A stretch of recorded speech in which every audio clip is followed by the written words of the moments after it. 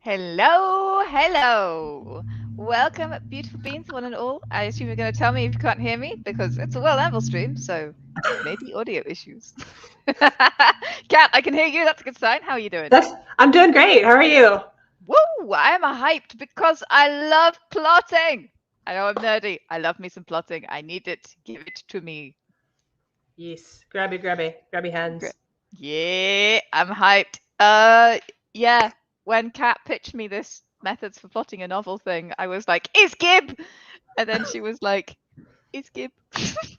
And we were like, "Okay, well, clearly we are doing this together because we are the plottiest plotters who ever did plot." We almost Um, just had the pre-stream before we were prepping, just like, let's just do the stream twice. It's yeah, so nice, let's do it twice. we've been chatting about plotting. We got so into it. So essentially, today we are going to take you through the wonders of plotting. I want a quick shout out from everybody who's watching. If you're on YouTube, throw it in the comments. If you're on the live stream, throw it in the chat. And if you're on the podcast, hey, why not leave us a review and you can tell us there the answer. Are you a plotter or a pantser? I want to know because I want to know if this stream will change your mind. I really hope it will. We will expound on the wonders of plotting. So we're going to go through today how to plot a novel, both what the different options are and what options might be good for you. We're going to talk about how much world building you need, how to get from outline to draft. We're going to talk about the nitty gritty of subplots and pacing and plot twists, the teeny tiny things that can make or break. And if we have time, we're going to get all up in book series and plotting tools as well. Let's see. Uh, I can see a lot of plotters in our audience already, and a few plantsers as well. Kat, what's a plantser? A plantser is someone who is a hybrid between a pantser and a plotter, someone who lightly plots, but also leaves room to fly by the seat of their pants and write by the seat of their pants. And they start out with an outline, whether they follow it or not is anybody's guess. So That is what we're going to be talking about. Um, so yeah, let's start with one of the big questions. What are the different methods of plotting a novel? There's a lot of ways to eat an elephant. How are we approaching this, essentially? Um, And Kat, I'm going to hand over to you to give us like the basic talk through. What are our options here? So there are probably as many different methods for plotting as there are writers, if you want to break it Yeah, down. absolutely. Some of them are more top down. I start with my structure and then I build the story from that. Some of them are more bottom up. Some of them you have to kind of start out doing knowing what methodology that you're following. Some of them you can kind of apply after the fact in the editing phase, go back and pretend that you knew what you're doing all along. One of the most popular ones is the save the cat method, also known as the beat sheet. Um, It is above my head right now. it You can is. probably see it. Oh Yeah. yes, of course. A spin-off of this is Gwen Hayes romancing the beat. That's a beat sheet that's specific for the romance genre. Yeah. But this was started in the world of screenwriting and Yes. has migrated into novels and other forms of written media. Another popular one is the hero's journey, which is most popularized by Joseph Campbell. Also, the heroine's journey, which we just featured during World Building Con with Gail Carriger. The primary differences between the hero's journey and the heroine's journey, if you're wanting to get really simple about it, is it a sole protagonist or is it a collaborative story? And does it have a sad ending or a happy ending? Typically, the hero's journey will have at best, melancholy ending, and a heroine's journey generally has a happy ending. Three-act structure. Again, this is something that comes to us in the world of theater mostly, but has been applied to the world of fiction. And that's where you've got your act one, you set up the story.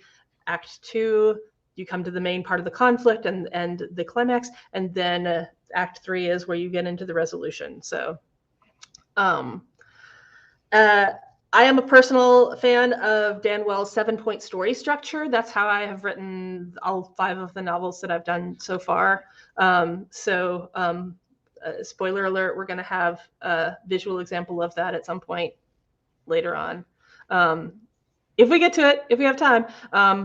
The snowflake method, I'm gonna popcorn this over to Janet because I am not nearly as familiar with the snowflake method, but I know that it's like you start at the center and you build. Um, Yeah, absolutely. So the snowflake method, again, it's not my favorite method, but the core idea is you're expanding your story in sentences. So you start with a basic premise sentence, and then you break that down into several sentences, and then you break each of those down into several sentences, and each of these kind of pops off from the original sentence. So that's why it's the snowflake method. You start with a core sentence, and you end up with these sort of tangential sentences coming out, and each of those have several sentences coming off. And it's a way of breaking down the action and what's going on from a single premise of, the book is about this, all the way through to something that you can weave into a complex story. That's the core idea behind the snowflake method. I don't like it very much. For me personally, that does not mean it's not going to work for you. And what I would say about all of these is go and try them and see how they work. Some of them do work better for some kind of story or another kind of story, and we will be talking about that. But you don't know until you try, essentially, is what I would say. So go and give it a poke and see what falls out. It does sound like the snowflake method is a less linear Yes. way of doing your plot. So if you have a hard time like getting things in the proper order, a lot of people with ADHD don't necessarily think things in sequential order. Have an issue with that. Might work very well. Also sounds like it's a method that might work well if theme is particularly important to you, or you want to, or like you're doing a high concept piece where the premise is going to be very central, because it sounds like it always keeps that premise central. Yeah. And moving on from that, there's also the idea that you build the structure as you go with something like a scene sequel structure and methodology. And what that is you have action and then you have a scene that is reaction. So that is something that you can apply. That is a form of light structure that works really well, I think, for planters. Planters and discovery writers, honestly, because it doesn't predetermine where the story is going. It simply helps you figure out the next module you need of your story. So you can actually use action reaction or sequel sequence with other plot types as well. It's one that's because it's so small and light, it's one you can slide in to, for example, the Save the Cat beat sheet. You can have a big action and then slide in a reaction. And that honestly, that's a great way of making sure that your characters are stopping and thinking. We'll be talking about pacing later. I'm going to come back to action and reaction because, oh man, it's so useful. Mwah. Sounds great. I know pacing is something that I struggle with a lot as a writer. I tend to want to go directly to the end. Do not pass go. Do not collect $200, and that doesn't necessarily work for everybody. It's why you end up with a lot of novellas as opposed to full-length novels. So, which I think is kind of setting up our next subject pretty well. Unless we want to ask anybody from the comments if anybody in particular has used these before, has a favorite of these methods. But so I want to ask you that, Kat. Do you have a favorite of these methods? I'm going to go through them again, the names, just to remind everyone. That's the Save the Cat beat sheet style plotting mechanism, the hero's journey or the heroine's journey, depending on whether you're telling a solo story of one person against everything or more of a group cast story, the 3-act structure, the 7-point story structure, the snowflake method, and a little light one on the end, the action reaction scene-based sequence. Okay. I personally, like I said, tend to lean, especially early on, I tend to lean really heavily on the 7-point story structure, which is very closely aligned with the hero's journey. And honestly, it also depends on what genre I'm writing in. For my urban fantasy or steampunk fantasy, young adult fantasy books, I did lean heavily into 7-point story structure, hero's journey. When I'm writing romance, I lean more into the heroine's journey, Save the Cat beat sheet, because that's those structures work better for those particular genres. So absolutely. And I think what I love about the example that you gave is that you don't have to stick to one. You can use these as a formula for a chemical reaction, or you can use them as an old school recipe that says take a pinch of this and a spoonful of that, and you can just mix and match and find something that works for you. I would advise when you first start exploring one to follow it all the way through and see what happens. You can even take a pre-existing story and putting it in different structures, see what happens to it, because that can be a nice way to explore where your story feels like it pulls away from the prescriptive beat sheet or the prescriptive 3-act structure or whatever. That's not necessarily a bad thing. That's okay. These things don't have to be followed like piece by piece rigidly, but they can be. Yeah. They're a good starting place, if nothing else. Absolutely. Absolutely. When I first started writing and plotting, I used Christopher Booker's The 7 Basic Plots. And that literally goes through the 7 basic story archetypes. And I made beat sheets from them. And what I ended up doing was picking story archetypes for different characters in an epic fantasy novel. And each of the different characters had a different story archetype that they were following. And that was really interesting. It was quite time consuming. I wouldn't necessarily recommend it if you want to write a fast book. I learned a lot about how plots work from doing that. It was very educational. And my most recent book is the Save the Cat structure, mainly. I found that one very clear and easy to follow. And because the book has a lot of examples in, you can understand how they can be worked and flexed and stretched and bent to your story and what you want to achieve. So that's the one that I like personally. But again, everybody is different. There's somebody in the chat who says they prefer the Japanese 4-act plot structure because it works better for them. So yeah, I think this is a good time to ask this question. It's a question that comes up. How many plot points should there be in a novel? Kat. Again, a lot of this is going to come down to your basic premise or concept. Some of it is going to come down to your genre and your audience. You want to meet audience expectations. A romantic suspense or a cozy mystery is going to have a cozy mystery is always going to have a couple of little subplots and things like that. There are expectations, especially when you're working in genre fiction, for how the structure is going to flow. I do think that if you have only one basic plot and no subplots, you don't have a novel. You have a novella. It is very difficult unless you're going to go really deeply into description and world building. I think it's very, very difficult to write a full-length novel by anybody's definition with just one plot. And I tend to be a balanced writer, so I usually go for 3 is the magic number. So you've got your main plot and 2 subplots.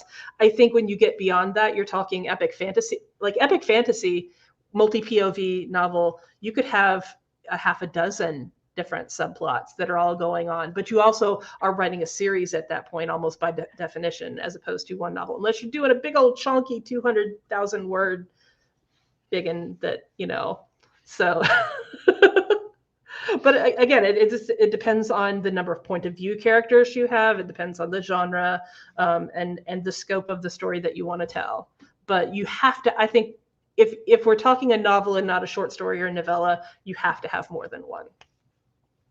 Yeah, absolutely.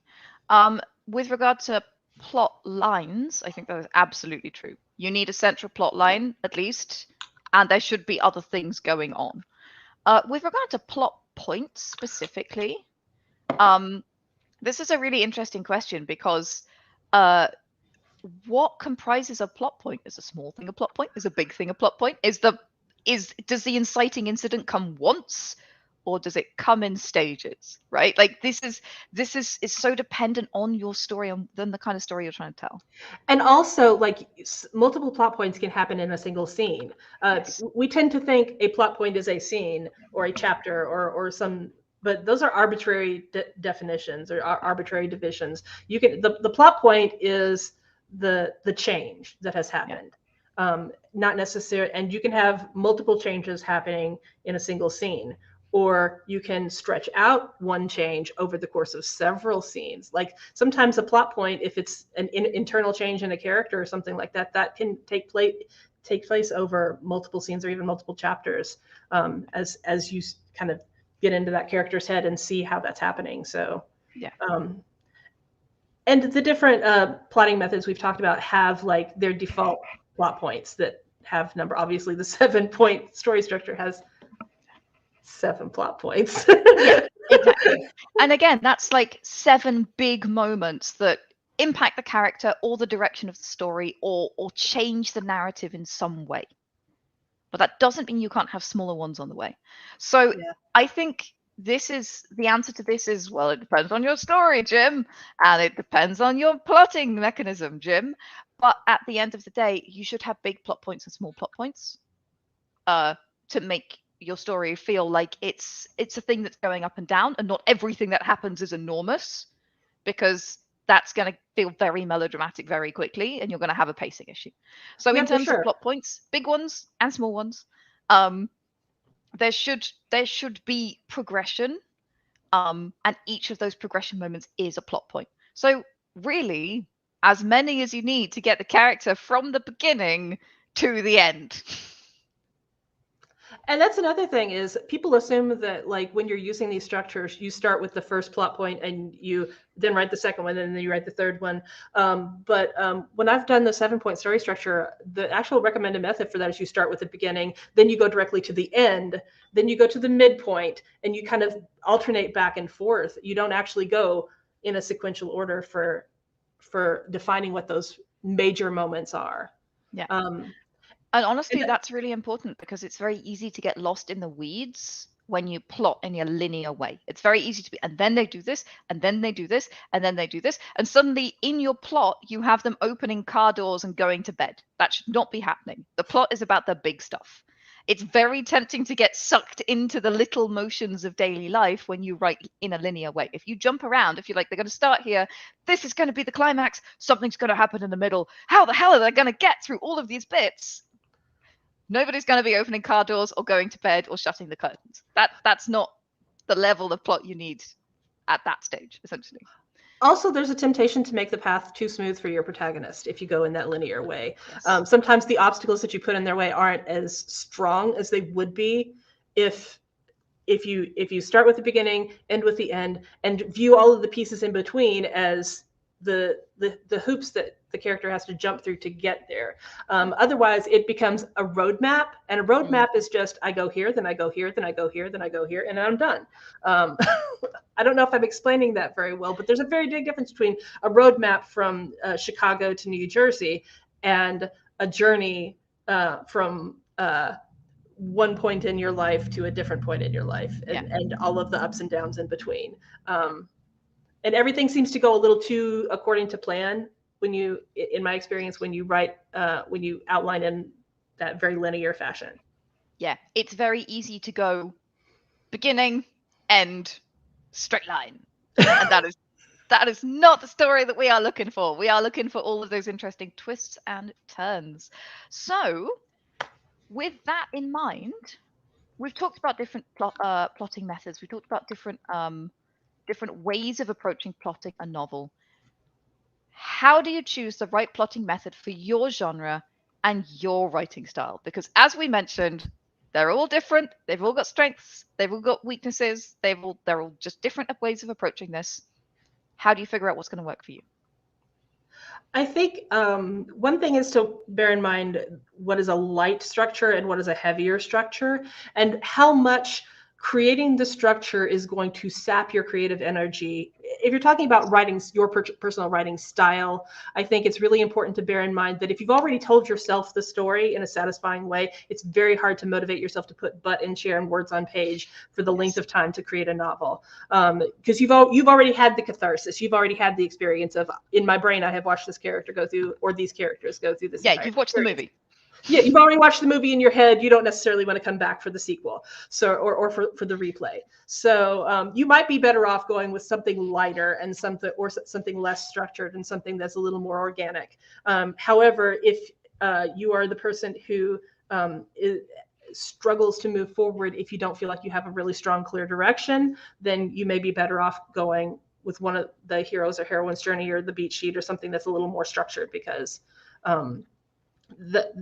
that structure is a scaffolding for you and will give you the confidence to keep stepping forward through your draft. So I think you need to know what your confidence level is and how much actually knowing how things are going to turn out impacts your motivation level.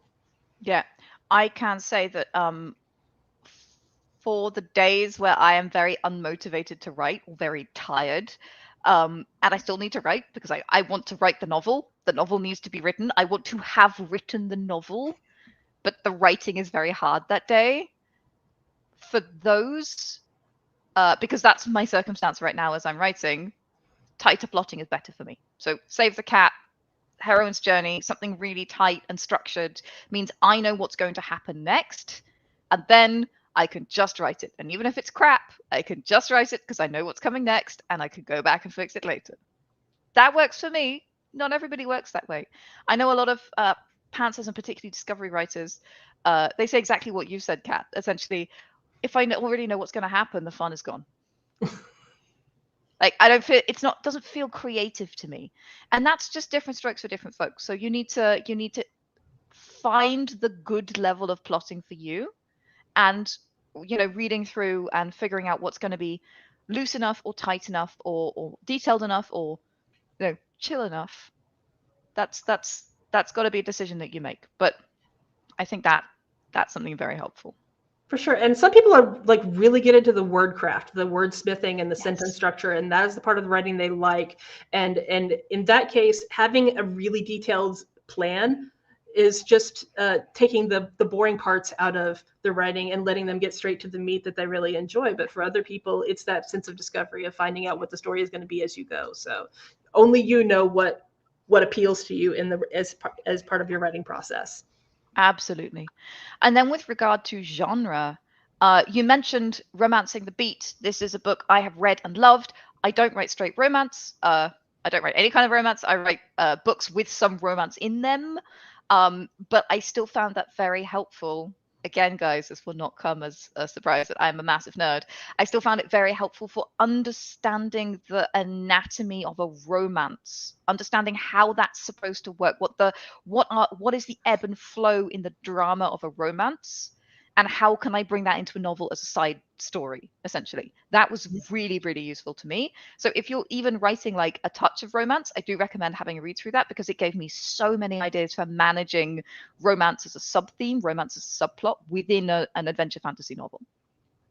Yeah, if you're going to have even a romantic subplot, it's really, I think it's a really great book and it's a very fast read, very entertaining. There's a ton of like 80s song references. So if you're a Gen Xer like me, you'll enjoy that part of it. I did not got any of them. That completely passed me by, all of that stuff, and I still enjoyed it. So that tells you it's a good book. I was like, eating it up. Give me more. Give me more. I mean, are we talking 1780s? Because I can get on board with that.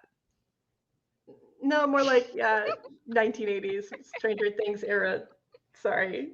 That's okay. It's cool. It's cool. I love you anyway. Okay. But yeah, I think that oh shoot, my brain just like completely genre. Oh, and right. Plotting yes. methods. Plotting methods. That's why we put the question at the bottom of the screen so we can remember what we're talking about. Thank you. Useful for me too. Yeah, it's also for you guys. I will say that one of the more difficult structurally genres to write in is romantic suspense, because it is a genre where the suspense, the mystery plot, and the romance plot have equal weight. So pacing can be really difficult in that, and figuring out how much of the back and forth you get between it's almost like a railroad track, because you've got two plots running in parallel that just sort of connect here and there, and they both have to have equal weight. So that's pretty challenging. Also things like a heist novel, multiple POVs. Sometimes when you switch POVs, you switch genre to a certain extent, or subgenre when you switch POVs, and that can complicate things, I think. And also when you're talking about flashback scenes or flash forwards and things like that, you can play around with structure and be really creative. I think that a big concern with using some of these methodologies is that your book will come across formulaic, but it doesn't have to be. Like you don't have to follow the path quite so prescriptively. there are lots of ways to switch things up and make even a tightly structured novel feel very fresh. Absolutely. And honestly, one of the biggest criticisms I see in critiques of novels is I couldn't find the plot. And what you're doing here by plotting tightly is you're making sure that you don't have somebody who comes to your book and says, I can't find the plot. Readers, and this is something that I've had game creators say, I've heard writers say, I've heard movie creators say. As writers, we're looking to create something familiar in a way that is fresh and new. And so it's not bad if certain beats of your story have a cadence that feels familiar, because what that's essentially doing is signaling to your reader, it's okay, I know what I'm doing, something is happening. Follow me. It also builds trust. Yes. Because you build that bridge of trust by serving up what they're expecting, and then you pull the rug out from them in a way that feels interesting and exciting, and that creates greater reader engagement, because especially if you alternate back and forth between giving them what they expect and then occasionally doing a dodge one way or the other that they didn't see coming, because if it's all expected, then they're going to get bored with it. But if it's nothing but like, if you're bending over backwards trying to be the most original novel that's ever been written, you're going to lose people because you don't have the trust built up. It's all rug pulls and nothing, and no moment to catch their breath. Absolutely. And I think that for people who worry so much about being terribly original, start by getting the book out. The originality can come in past two, get something out. So don't panic about this. The desire and the need and the panic to be original is one of the biggest creativity killers I've ever seen. It's terrible. It's paralyzing. So just put that in a box on your shelf. You can come back to it later. Ignore it. Give yourself the permission to write unoriginal first and make it interesting later if you're worried. That's what I will say. And the chances are it's probably quite interesting already because you're you and you're interesting. Nobody's brain works quite the way yours does. And when the original Star Wars movie came out, everybody thought they'd never seen anything like it, except it was completely stealing from like serials from the 30s and like B movies, and like they stole from everything. That's another thing, is like, if you're looking to be if your primary concern is originality, you're going to steal from multiple sources. As long as you're stealing from not just one thing, you can probably avoid feeling feeling like you're just straight up ripping somebody off. Absolutely. Steal wisely and blend. Mm-hmm. Blend out the edges. That's where the magic is. I will say, just a note here on plotting for genre. So yeah, for genre specifically, if you're writing heist, if you're writing murder mystery, if you're writing romance, there are certain things your audience will expect. If you're writing romance and you are not delivering a happy ending, you're going to have very angry audience. If you are writing a murder mystery and nobody actually dies, you're going to have a problem. If you're writing a heist and no heisting happens, you have an issue. So there are some genres wherein the conventions are mandatory. The way you realize them, that's up to you. Do something interesting. Go crazy. Go mad. But there are certain genres where you have to X, or you have to have a Y. You must include those beats. You must have those things happen, or it doesn't actually fall into that genre. So just a little note there. Keep playing around, but don't diffuse yourself by trying to be so clever you accidentally don't have a murder in a murder mystery, for example. So and I don't know why everybody wants to do that. Like, everybody wants to write a romance that doesn't have a happy ending, or everybody wants to write a murder mystery where, oh, it turns out the guy didn't really die. Like, that's a recipe for very unhappy readers. Yeah, absolutely. Absolutely. Or you promise a murder mystery and then no murder ever comes. Not even a fake murder, just nothing. Just suddenly it's suspense and nobody dies. Yeah. And you know, like, there's such thing as, like, you can mess with a good thing sometimes. It's possible. So And you have some leeway if you're doing mashups of genres like fantasy heist or historical murder mystery. Like anytime you're mashing up genres, that gives you a little bit more wiggle room as far as expectations. absolutely. Folks, I've seen some really good questions coming in. Keep those questions coming in. I want to answer them. They're really interesting.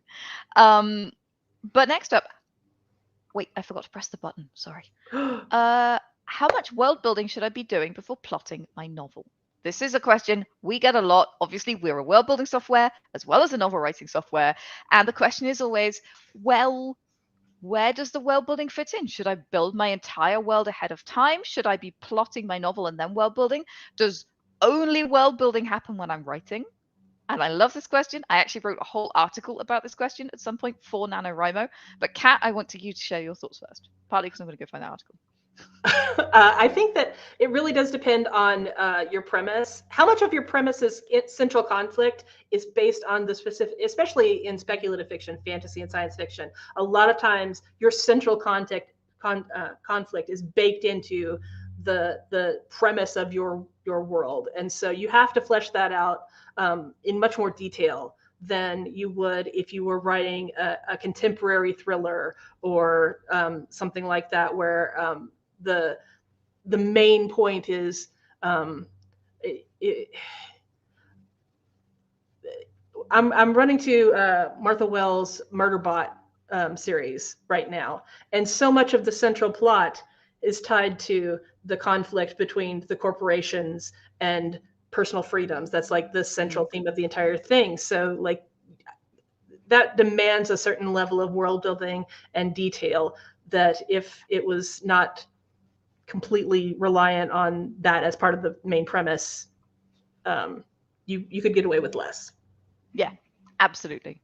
Sulayan in the chat says, but the world building, for the joy of itself, you can't have too many elven shoes. I agree, Sulayan. I agree. So it really is kind of dealer's choice. So everyone is different. And some of the best world building articles are only a few sentences. So some of the world building that you will do, some of the most critical world building you will do, is very brief in terms of actual verbiage. It's short. It doesn't have to be paragraphs and paragraphs. In fact, we say this is a lot. It maybe shouldn't be paragraphs and paragraphs, at least at the beginning, because you're more likely to paint yourself into a corner and give yourself more to read later than you are to help yourself in the plotting stage. You want to keep things a little bit fluid. You want to give yourself space. Just a shout out to Davina. Isn't this beautiful? She made this on World Anvil. It's lovely. Gorgeous. So there is the world building during the plotting phase, which sometimes is they go to place and encounter organization. And then at a certain point when you're writing your plot, you're like, I kind of need to know more about this organization. I've just been writing organization for a while, or the Brotherhood, or something. And you're like, okay, I need to know a little bit more about them because it's actually plot relevant. I need to know why they're doing what they're doing, for example, or I need to know in what method they are trying to insert evil thing here, right? That's world building. So you do actually start world building sometimes if you're plotting because you need to build the big mechanisms of the plot. Sometimes it's just 7 words. Evil Brotherhood pulls out people's eyes to serve gods.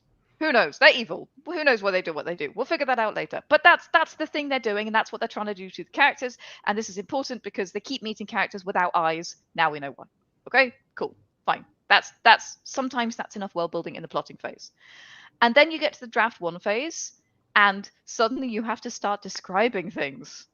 Which means that often you need a bit more world building because you're trying to describe stuff that doesn't exist, right? That's why we build worlds in the first place. So then there's a bit more world building. And then there's a bit more world building in draft 2 because you start editing stuff and you decide actually you don't like the eye thing. That's stupid. So you have them cut off people's feet instead. So now you have to rework a bunch of stuff and some things change around. That's absolutely fine.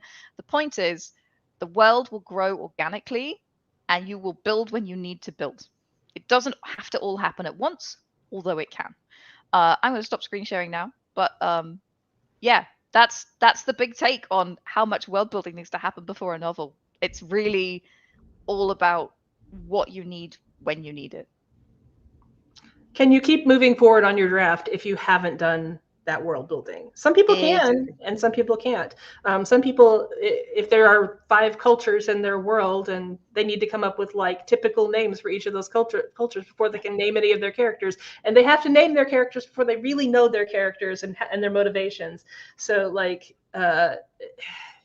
But it can be as simple as trying to find a character's pain point, and then you need to build the culture to understand why they left the culture.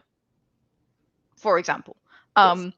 so a typical one is a character in Pathfinder Kingmaker. It's a Pathfinder campaign where we find out that there is a character who doesn't like talking about their past, but they came from a barbarian tribe, and then later we find out why they're so salty and where all this stuff comes from.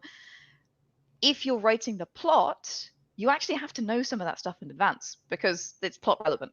And the minute it's plot relevant and you need it to move forward, like Kat said, it's time, guys. Crack open an article, start writing. Bullet points will do. Get it down. Doesn't have to be fancy. Exactly. So we've talked about plotting and we've talked about world building. Kat, you know what comes next? How do we get? Oh, how do you get from an outline to a draft of a novel? Very slowly. I hear One your pain. sentence at a time. Yes. But this is actually the snowflake method. That is it. That is literally how you do it. You start with a sentence and then you build a paragraph off of that sentence, and then you build paragraphs off of the sentences in that paragraph, and slowly you have a plot, and you have a draft. And my first novel was originally written as a novella, and it worked okay as a novella. But when I wanted to expand it to a full novel, had to go back in and again add some more yeast, let it rise, add some subplots, things like that. So I do think it's important to, a lot of times your outline will be largely point A to point B to point C to point D. And draft is, in your draft, that is where you work in your descriptions. I am the world's worst at not describing anything in my drafts. Yes. It's all dialogue and action, baby. We're getting through this at light speed. And working in your themes and taking a pause every now and then to give your reader a moment to catch their breath before they move on to the next big thing.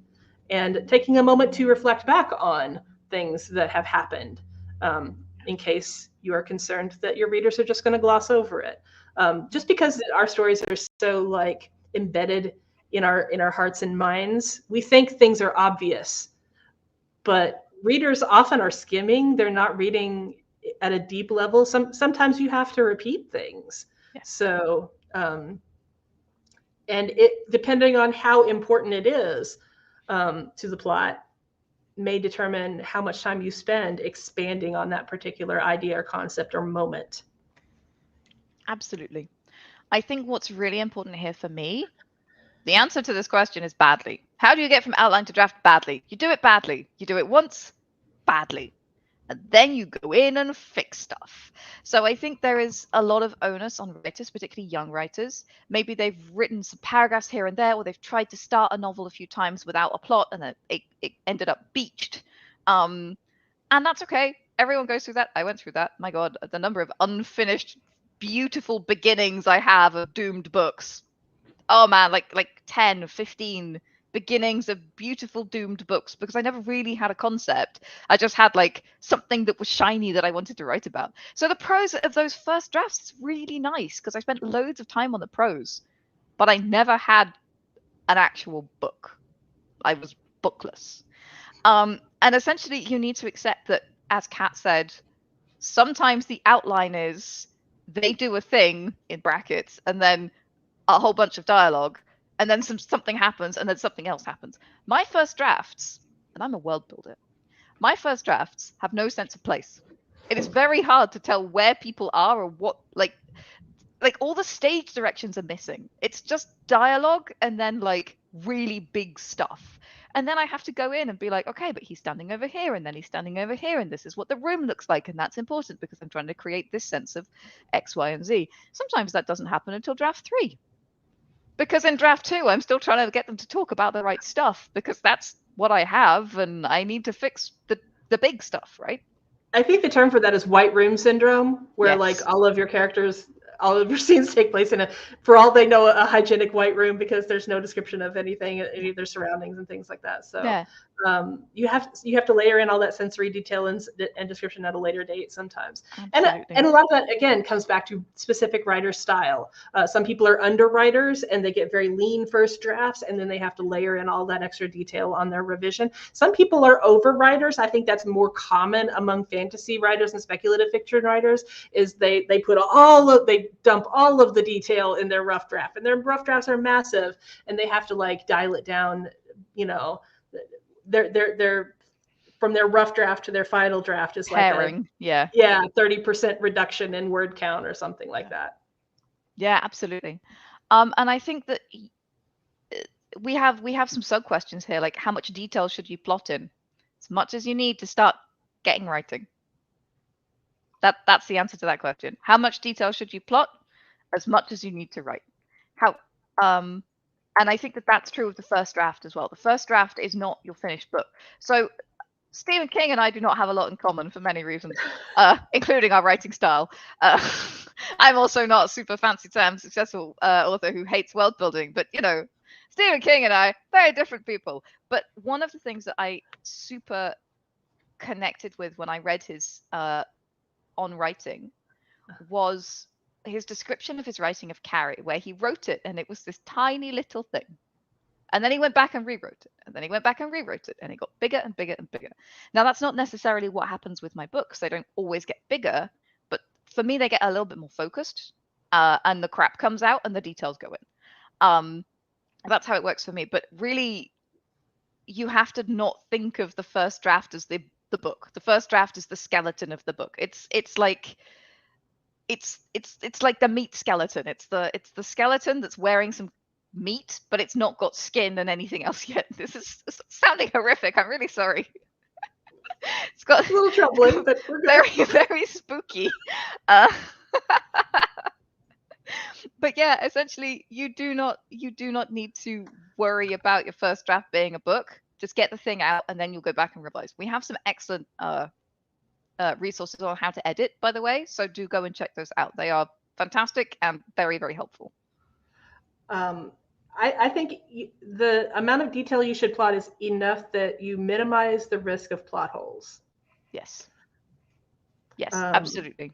If the story holds together and doesn't have creaky little plot holes in it, then you've done enough plotting.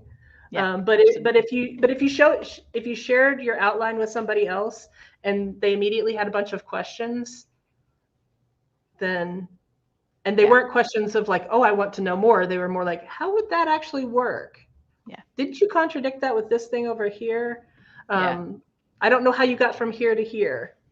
Then you haven't done enough plotting, in my opinion. Absolutely. Absolutely. I feel like the first draft is often like a test run of the outline. Does that sound crazy? It's like the first flight, and then you see what the problems are and you can go in and fix them. It's a prototype. So, yeah, exactly. So I don't know if that's helpful, but it's like you've done your outline as well as you can. It seems to make sense to you. And then you put it through its paces. Literally, you stand in the boots of your characters and walk through it, and you see what happens. So yeah, absolutely. It's a little bit of shade going on for the Dark Tower series in the chat. That's okay. Everybody's got their taste. Not every book is for every reader. How much detail should you plot?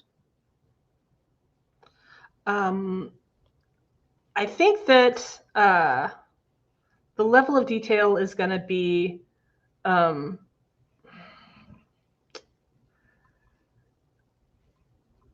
it's going to be specific to every writer, honestly. And again, it always comes back to premise, genre, reader expectations. A lot of times editing is described, the best description I've heard of editing is crafting the reader experience. Nice. And it made me think about editing in a different way, because I love the discovery of writing, and watching the plot unfold in front of me. And so I dreaded the editing process for the longest time, until I started thinking of it as crafting the reader experience and putting myself in the reader's shoes, so that and if there wasn't enough detail, then that becomes really clear if you're reading the story as a reader and not as the author. Yeah. It's very difficult to do that sometimes. That's why I think a lot of times people recommend that you set a draft aside for a certain period of time before you come back to it, because it's really hard to do that while you're in the middle of writing it. But I think, yeah. Yeah, absolutely.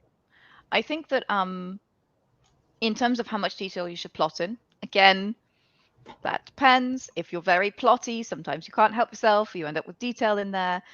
There is even a thing that is kind of recognized called a draft zero, which is where it's more than a plot, but it's not quite a first draft. And I have been guilty of doing these in the past. I write a plot, and then like little bits of dialogue creep in, and like tiny descriptions and this, that, and the other. And so it's like the ghost fragments of the novel yet to come are starting to creep in there. And for me, that's the point where I start to be like, okay, I have to start writing a draft of this. Clearly, I am drafting at this point. So for some people, it's a very hard and fast process. It's like, I've written the plot, now I write the novel. For people, there's a bit of a bleed through. And for some people, they just keep expanding the plot until it becomes a novel. Like they just keep writing a bit here, writing a bit there, and writing a bit there, and suddenly they have a draft. Yeah. I have a hard time writing a draft zero, because again, I have then that it spends all of my creative energy on getting to something that isn't a first draft yet. I find writing the blurb. Yeah. I write the blurb. I like the back cover of the book before I write the book, because it keeps me excited, and makes sure that I'm sticking close to my original vision for what the piece was supposed to be. Also, synopsis. I think a synopsis is somewhere between an outline and a draft zero. Yeah. It's usually, again, like you said, longer than an outline, not quite a first draft. Yeah, absolutely. I've started with a blurb before, because I had this like vision of the book I wanted to read that did not exist. I've never started with a synopsis, but as I say, my plots get very detailed, or can get very detailed. So yeah, I can totally see that. Now this is something that we've been alluding to for a while now. Subplots and pacing. It's a whole thing. Subplots in novels. So let's start with a very sort of beginner question. What's a subplot, and why do I need them? So a subplot is a storyline or a story arc that is not your primary plot, that is not the main thrust of the novel. Sometimes this can be an internal change arc for a particular character if you are writing single POV. Sometimes it can be a secondary character's main arc if you're writing multiple POVs. Sometimes it is the subgenre that is being folded into a mashup. So a subplot is, and sometimes it is a plot that is effectively a side quest. It is leading towards the resolution of the main plot, but it has its own beginning, middle, and end that's significant enough to be considered a full subplot, as opposed to as opposed to just being a scene. Yeah, so absolutely. It takes a while to resolve. Absolutely. So this is where your romance is, like a side romance. This is where you might have, I've seen subplots before which are like, such and such character learns magic. That's actually a kind of subplot of their character arc. If they're not the main character, showing that they are gradually learning magic, it might be important for book 2 and book 3. Just about to talk about book series. Showing the changes in characters, showing the changes in the world, showing the small side stories, or these kind of flowering relationships between characters. These are all subplots.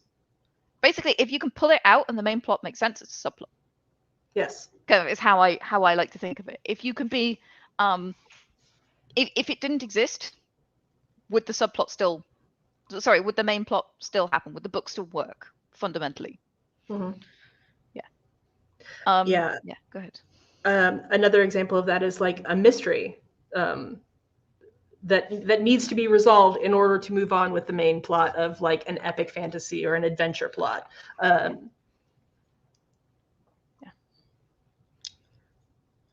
So that's what a subplot is, and the reason you need them is actually really interesting. We've talked already about not going from A to B into straight to line. You don't want to go from the beginning to the end. When Frodo went to Mordor, he didn't hop on the I-9. He had a hella journey, and this is what you want for your characters. Whether it's a spiritual journey or a character journey or a self-realization journey, whatever it is, there should feel like there is journey and struggle. It's not just like, hey, I arrived, the book's done. And this is where subplots and other things come in. They give more meat to your book. Yeah, I think we alluded to this earlier on. If you only have a main plot and you don't have any subplots, you probably don't have enough material to fill an entire novel. Also, it's definitely a thing that affects pacing. Um, if you don't have any subplots, any like side trails to wander off onto, then your novel can feel very rushed, and it can Yeah. feel, even if it's complex, even if the journey is circuitous of the main plot, if your attention is focused on that main plot the entire time, it can feel very relentless to the reader and can be a kind of exhausting reader experience. So you have to give them a break from the main plot over the course of a full novel, and so switching over to those subplots can be a way to give the reader an entertaining, refreshing break before they come back into the main thrust of the story. Absolutely. Let's talk very briefly about some good sources of subplots. Um, like where you can go mining for them, because if you have a direct story, this is something that's really useful, I think. Um, Theme is a big one. If you have a theme of your book, if you have a literary theme or it's a sort of coming of age theme, then you might want to reflect that not just in your main story, but also in the stories of like going on around you. That's definitely something to go mining for. Side characters. Side characters are people too, guys. The minute you start giving them motivations, the minute you start giving them a bit more character flesh on their bones. I'm gonna stop talking about flesh and blood in this live stream. I don't know what's happened to me. I'm so sorry, guys. Um, all of a sudden they take on a will of their own and they're gonna start demanding stuff. That's where your subplots come from. I'm immediately remembering the children's movie Ice Age, where the main plot is all the big animals that are trying to migrate or whatever, but there's always the side plot of that darn squirrel who Yeah. just wants to get that acorn. And it's like, in some ways that subplot is the best part of the movie because you're rooting for that squirrel to get that acorn, and he But the tries subplot so hard. is it's also thematic, right? Because Yes. they're striving after the impossible, a safe place in the ice age. The squirrel is also striving after the impossible, that sodding acorn that they never seem to grasp hold of. So that one does both very nicely. It's a Yeah. thematic side plot, it's a side character side plot. Anything that shows progression is a side plot. So in the Dark Crystal, the Dark Crystal. No secret that in the Dark Crystal RPG, there is the darkening. The world is becoming corrupted and darker, and that is a full-on side plot of the RPG. Like every single scene has a darkened version, and you see this darkening unfolding in all sorts of places in the world. And I use it for side quests and subplots and all sorts. The darkening is a thing going on in the world. It's a big drama point that I've used as a subplot all the way through. It's not directly relevant to what's happening, but it's so important in the world that it figures as a side plot, as a little subplot. So yeah.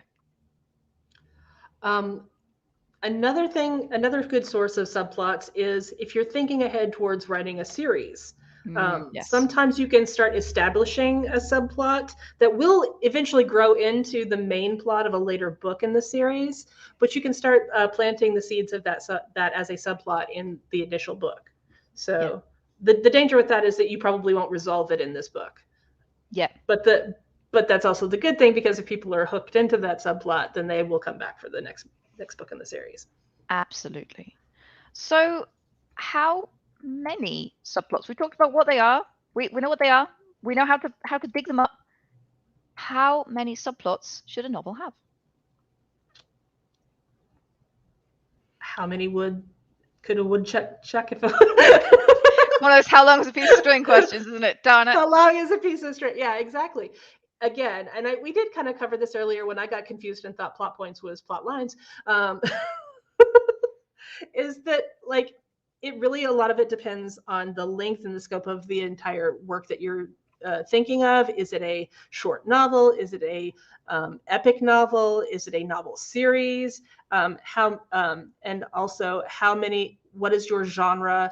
A romance novel is by default going to have two plots. It's going to have the main romance plot, and then it's going to have the external plot that is really just sort of window dressing and is where your trope lives.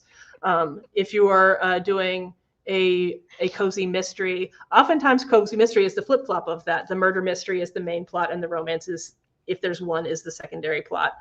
If you are writing a multi POV, you will probably need a subplot for every POV character. If you have 5 POV characters, guess what? You've got 5, probably 1 primary plot and 4 subplots. So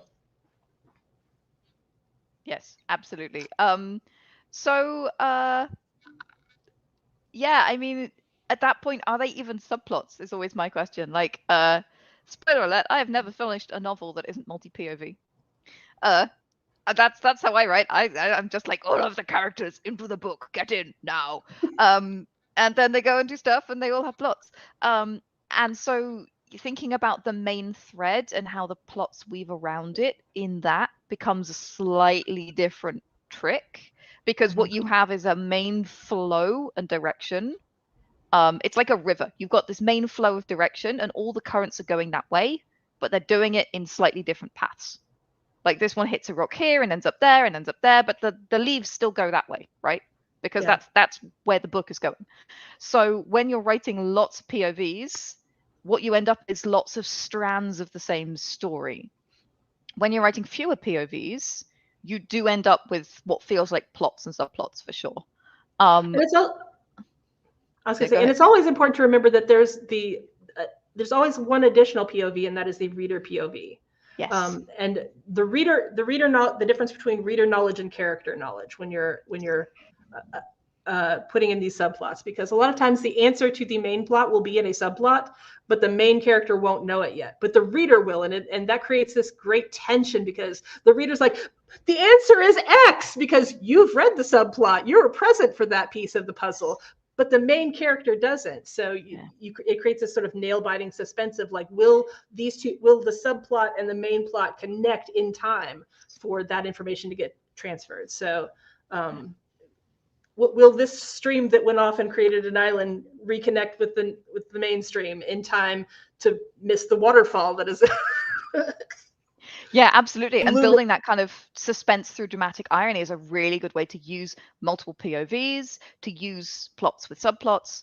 Even in a single POV novel, though, you can have subplots like we were saying, like, you know, the main character's relationship with other characters. They are subplots. Unless that is the core of the story, unless the core of the story is their relationship with the party they're traveling with, and with their past mother, and with the mentor, unless that is the core plot, these are all subplots. And they're super interesting to write, and they give so much depth. I think that's really what subplots are about. It's about giving you more material, sure, but more depth to your character, more depth to your world, more depth to your story, more kind of like glow to your theme, working things in together. It's about that. It's that interweaving that subplots are so good for, in my opinion. It adds a lot of shading and nuance to your main plot. Yeah, absolutely. And so for me, it's not about how many. It's start with what has to be there, and then weave. And again, as we said, themes, side characters, progression, major world events. These are all things that can be subplots. It sounds odd to describe a major world event as a subplot, but if it's not directly relevant to the story you're writing, it's a subplot. Weirdly. And Good Lord, Kat, I have this horrible feeling that you and I could talk about books for hours. And we probably will at some point. And we probably Eventually. will. I'm here for it. Let's kick off with this final question from this section, which is plot twists. Everyone loves a plot twist. If you read our recent one-shot template, you should. It's awesome. We wrote it. It talks about plot twists, and we have a whole blog that goes into detail about how you can use plot twists. Let's talk about plot twists in novels. How many plot twists should a novel have, and what do they do for your narratives? I think there's a distinction between a plot point and a plot twist, which we should probably clarify. A plot point is just, like we said, an important turning point in the story, either external or internal. A plot twist is where the plot goes off in a direction that you didn't expect. It is a surprise or a shock or something that subverts what you had expected to happen next. And so a plot twist, very often you see these in murders and heists. Part of the heist form is that final act plot twist where you thought things went off the rail, but it turns out they planned for that all along. So I think that you have to be, while you can have as many plot points in a novel as you need for the scope of the story that you want to tell, plot twists you want to use much more sparingly, because again, it's a thing that starts to erode reader trust if you do it too often. If you pull the rug out from under your reader twice in like an 80,000 word novel, that feels pretty disruptive to their experience. In a shorter novel than like 80,000 words, if you're doing like a 60 or like young adult middle grade novel, I think you can get away with one, maybe two if you're really good. Whereas I think even for epic fantasy, I personally would not throw more than 3 major plot twists in even an epic fantasy, because that feels excessive. And again, you don't want to anger, you want to surprise your reader, but you don't want to enrage your reader. Yes. Absolutely. I think there's something important with plot twists as well, is that they're very flavored. You can have plot twists which are completely unexpected and throw the everything we knew on its head, right? I'm thinking about Sixth Sense style plot twists, where you go through the whole book thinking one thing, and then the plot twist happens and you're like, oh, holy crap, everything I knew is wrong. That is a major plot twist. But you can also have, and again, it's dealer's choice as to whether this is described as a plot twist or not, a reveal of information. It's like, oh, he was his father all along.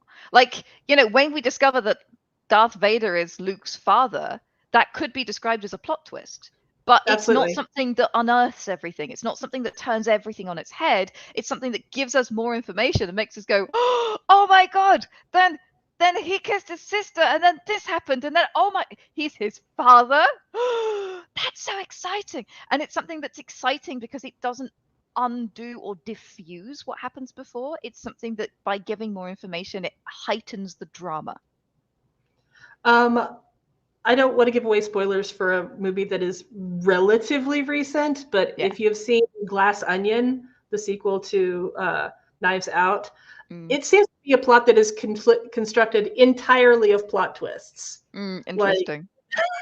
I don't want to give away too much, but there are several moments that I would classify as, by your definition, a major plot twist that changes everything that we have known before. And that happens at least, I want to say, 3 times in the movie. Interesting. And granted, film is a different thing than fiction. The effect of that is it makes you immediately want to go back and rewatch the movie to see what you missed, to see if they were playing fair with you the entire way. And I think that could work in a novel. You could end up with somebody reading a novel and getting to the end and being like, oh my God, I have to go back and reread this entire novel to feel like but it is a very risky proposition. If it pays off, it tends to pay off really, really well and make for a very memorable experience. But you have to be really playing at the top of your game, I think, to pull off something that is has multiple major plot twists throughout.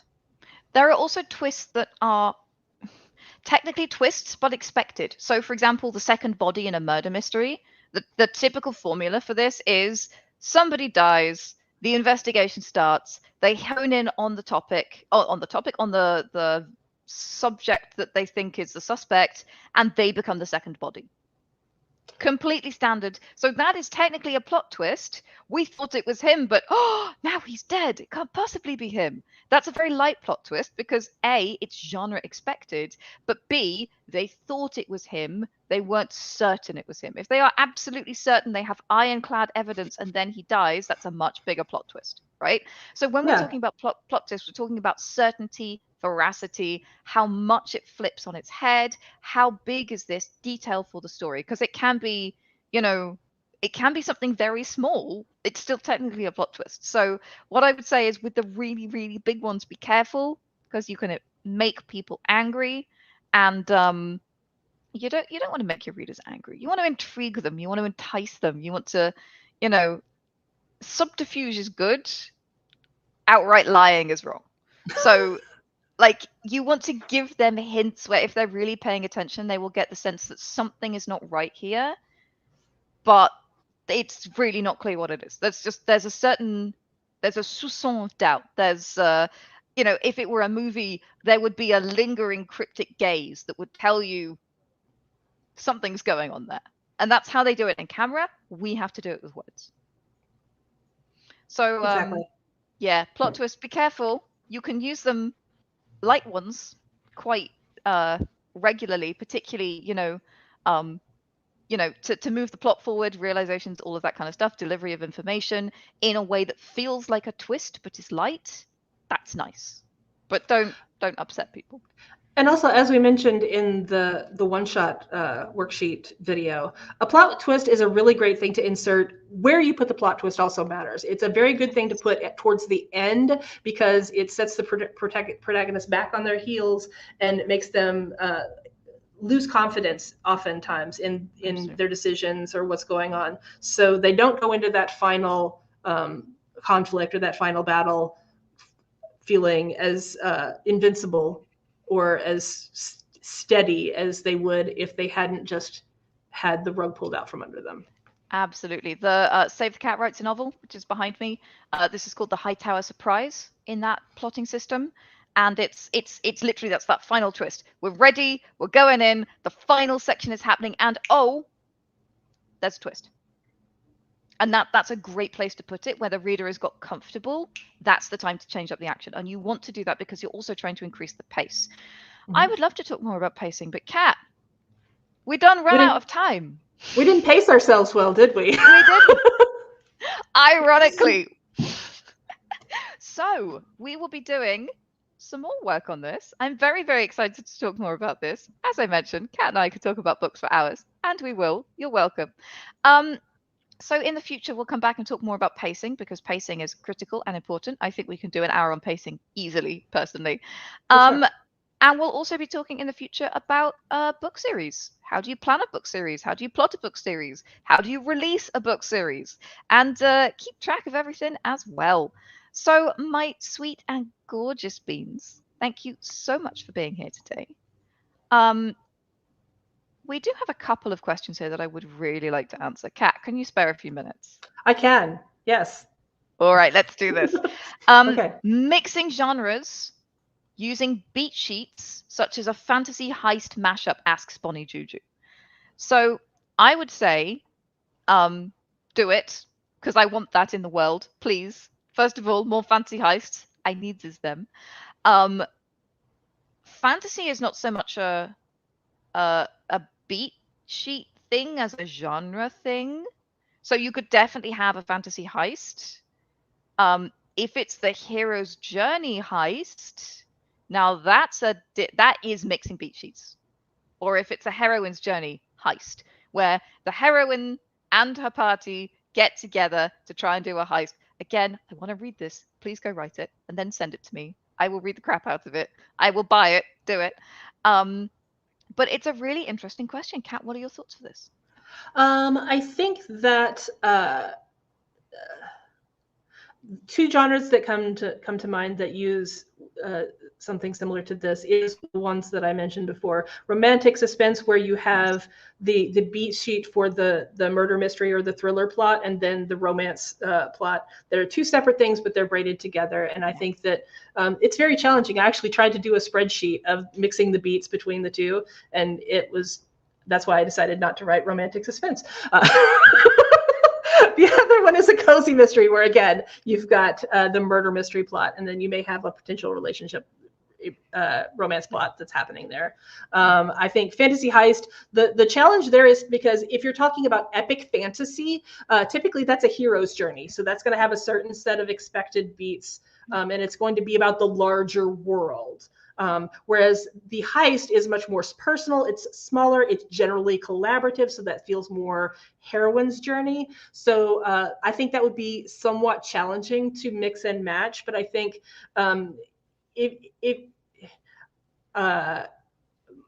my default for anything like this is open a spreadsheet, and in one column put the beats for the genre number 1. Yeah. And then in the next column, put the beats that you will need for genre number 2. And then think about, again, pacing, reader reaction, giving them breaks. Where is the most dramatic place to switch away from the adventure plot to the heist plot? Where's the most dramatic nail-biting moment to move away from the heist to back to the fantasy adventure plot? Because I think when you're talking fantasy in terms of plot, you're talking an adventure plot. So that's, I would say, yeah, create a spreadsheet and then like move things around until they feel right. Yeah, absolutely. I would totally agree. And I would say that what you're looking at is high points and low points, and how you can make them work together. So, for example, there will be a point in both. I'm going to go back to the heroine's journey and the heist because I'm familiar with both very, very easily. There will be a point where everything is supposed to go wrong. That actually happens in both plots. There's a point where the heroine ends up inexplicably alone and things are bad. And then she has to reconnect with everyone. There is a point in a heist where everything goes wrong and things have to be fixed.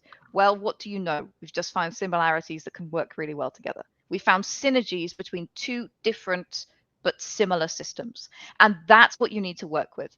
So you need to be looking at romance is another great one, because romance often has a high or a low in the middle. Mm-hmm. And so does a typical Save the Cat. So yeah. You get to the middle and there's either a moment where everything's going really, really well and also the romance is going really, really well, or everything's going really, really badly and suddenly something's gone wrong in the romance. And there's also a way that you can do that. So you can say everything's gone terribly well, but out of that, this wonderful moment happens and we finally end up coming together. Everything is burning around us, but we kiss for the first time. Yes. So you can do this. You just need to find the points that, as Kat said, the points that can connect. You find those synergies, and then you need to be creative and imaginative in how those can be imagined to come together. And it's just like little pinion pokes. And don't be worried if it looks a little bit like a little Frankenbaby, because that's okay. You can love your Frankenbaby. It will be a little bit of a Frankenbaby because you're trying to make two things work together that haven't been made to work together. But that doesn't mean it won't be great. And it might mean that you skip out steps, or you put steps slightly in a different order, or you run some things together, or you know, such and such is supposed to happen immediately after such and such, but it can't for whatever reason. That's okay. Make it work for you. Yeah. And think about whether your intention is to ratchet up the tension or to relieve the tension. Yeah, absolutely. Yes, I could talk about this for a long time. I think it's very interesting, but we should move on. Bonnie Juju, amazing question. Kayatan says, what do you do if you have a lot of world building and you can't come up with a plot? This is a character issue. The problem usually is that you have built a world, but you have not stepped into the boots of its people, because that's where the personal stories lie. So if you're experiencing this, that would be my fix. Go and spend some time in the boots of people who live in your world and figure out what that life looks like. You'll start finding interesting conflicts. You'll start finding interesting characters. And for me, that's where the story starts to form. That's how it works for me. What are your thoughts on this, Kat? I think a lot of times when you get hung up on something like that is because you assume the kind of person that needs to be the protagonist.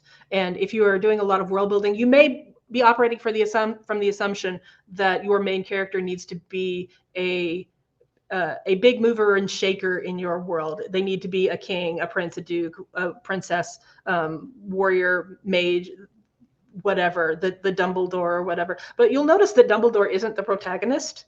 Like, even the most powerful wizard in a world is not necessarily usually the protagonist. The king, other than Arthurian, but whatever.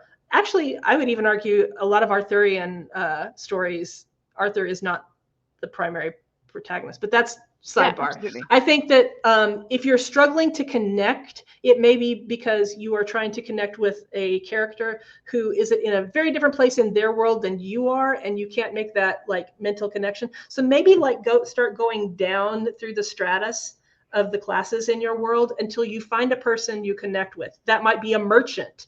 Merchants can have some interesting problems. T. Kingfisher has written some really great fantasy novels where the main character is like a baker who has one really lame magical ability. They can make things rise really fast and manages to make this a really compelling story. So just kind of start working your way either down or up the social strata until you find the character that you can connect with, whose shoes, to Janet's point, you can walk in, and then ask what kind of hijinks, what kind of shenanigans, what kind of disasters or dilemmas could unexpectedly affect this person and make them start off on a journey that potentially could affect the world, but might just affect their milieu. A world is a big place. Sometimes you can drill down to the town level or the region level. Yeah, absolutely.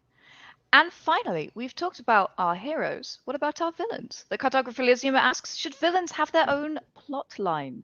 I've heard people do it, but I'm curious how much should be included. I have done this, and I slightly regret it. Interesting. I did it in YA fantasy. I gave the villains their own POV chapters. Partly this was functional. I didn't know any better way to reveal information other than switching POVs to the villain. So I didn't know how to reveal what was going on with the villain without going into the villain's head. I do think that it depends on how sympathetic you want your villain to be, whether you want them to be a true villain or if they are merely an antagonist to your protagonist who has a valid point of view. Again, it comes down to reader experience. Do you want to build a sense of outrage and really get your reader personally angry at the villain? Then you might spend some time in their worldview. I think at the very minimum, you need to understand your villain's motivations and their goals. And you need to know what they're doing with their time when they're not on page. Otherwise, your villain feels very shallow and thinly drawn. So to that point, I didn't do this in my current novel, and then I had to go in and put it in later. So I would say that's kind of your option. You can do it in advance and decide whether you're going to use it or not. Just because the villain has a plot outline, that doesn't mean it has to show up as a POV chapter, although it can, and it can be very effective. It's about delivering information. That's really what it's about. And if you want to deliver information in the villain's voice as a POV chapter, that can be amazing. If you want to deliver information because your characters suddenly see a swathe of burned land, and this is because the villain has dragged, I don't know, burning houses through the land as a punishment to the peasants or something. I don't know, I'm not a villain. But then you need to know why they're doing that, and having a plot, like the villain will do this. This is what the villain will do. At this point, they will intersect with the heroes, and then they will become more reactive or not, depending on how effective the heroes are, right? And I think that's interesting. But as Kat said, if you don't plan in advance what they're doing and they just kind of show up at various points, sometimes you need to go back and figure out why that's happening to give it a little bit more authenticity, to make it feel more, close to the truth. So that's what I would say is essentially it kind of depends on your villain and it kind of depends on your approach. But If you don't want to do it now, you can do it later. That's what I would say. Like, it's not irretrievable, so go with your gut. Write where the heat is. Like, what basically means write the thing that you really want to write right now. And if that's the villain plot, write the villain plot. If that's not the villain plot, don't worry. You can fix it later. That's what I would say. Yeah. Kat, plot twist. We have to go. So I would like to thank you all for being here. You fantastic beans. You have been wonderful. You have asked more wonderful questions than we could answer, which is always a very good sign. And Yes. Kat will be back, and so will I, with some more of these kinds of streams. Please, if you have questions, if you need guidance, let us know. We're always eager to hear from you guys, either the ones who are live right now in the chat or the ones who are sitting on YouTube or listening to the podcast. Please tell us what you want our future episodes to be about. We're here to make amazing content for you. We're always trying to help. I am getting on an airplane tomorrow, and I'm flying to the Western United States. It's gonna be 12 hours.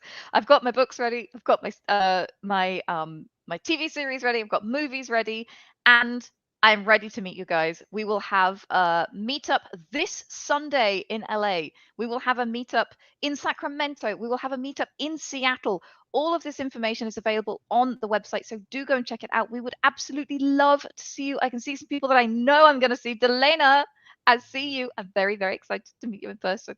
We'll be bringing shiny things as well. We've got some little shiny things to give away. We'll be playing world-building games.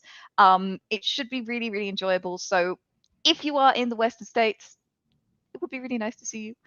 Just a reminder, Adventure April is happening right now.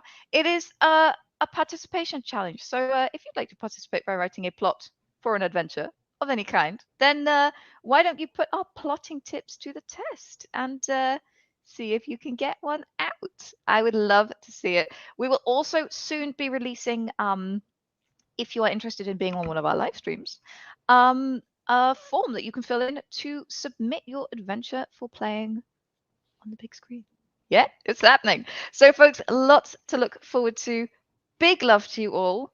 And yeah, we'll see you soon. I guess the last thing to say is grab your hammer and go world build.